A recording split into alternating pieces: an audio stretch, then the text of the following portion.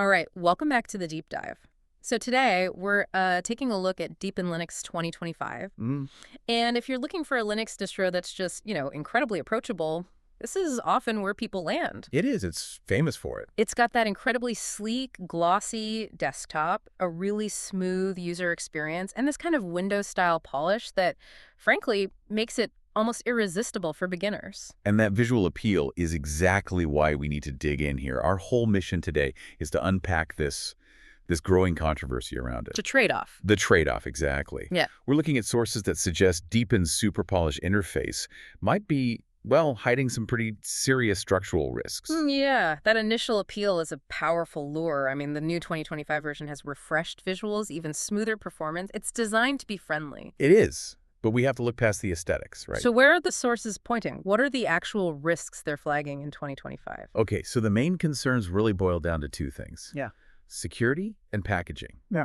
And the technical audits are surprisingly specific. Yeah. Yeah, they point directly to how Deepin handles its applications, and especially the packaging. There are repeated issues with failing to rigorously check application dependencies. Which means you could get unpatched vulnerabilities slipping through. You get a much higher rate of them. Exactly. It's a real problem for system integrity. So we're talking about how it bolts things together, not just the quality of the code itself. And I'm guessing it doesn't stop there, right? Not at all.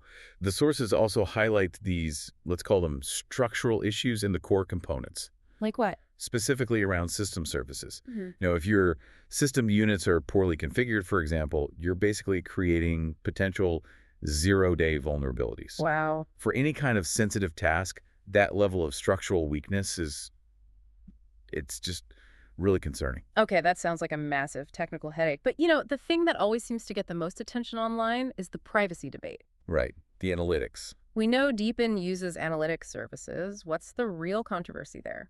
Well, and this is the important bit. It's not just that tracking happens. I mean, so many operating systems use some form of analytics these days. Sure, for telemetry, bug reports. Exactly. The controversy is about the destination. Deepin's core apps and its software store, they've been criticized because the data, according to multiple sources, gets sent back to servers tied to the Chinese developers. And there's no transparency. There's a serious lack of transparent, verifiable control. Mm-hmm. And for any privacy-conscious user, that's a major consideration. So let's bring this all back to the listener. What does this actually mean for you if you're thinking of installing it? It sounds like a really clear trade-off. It is. It's beauty and convenience versus potential exposure. So what's the verdict from the source material?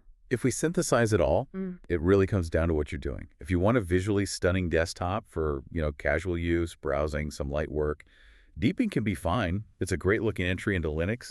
But if your work involves any kind of sensitive data, if security is your absolute top priority, or you need rock-solid long-term stability, the sources all suggest Deepin's probably just too high risk. So the takeaway seems pretty clear then. Deepin 25 is a pleasure to use. It looks amazing, but you have to go in with your eyes open. You do. You have to be aware of the structural and privacy risks. Yeah. That beauty and convenience, they really are coming at a security cost. Which leaves us with a pretty big question. And that really leaves you with a final thought, doesn't it? If a distribution focuses this intensely on visual appeal, on just making things easy, should we inherently expect, and maybe even tolerate, a compromise on the kind of security and transparency the rest of the open source community demands? A question every user has to answer for themselves.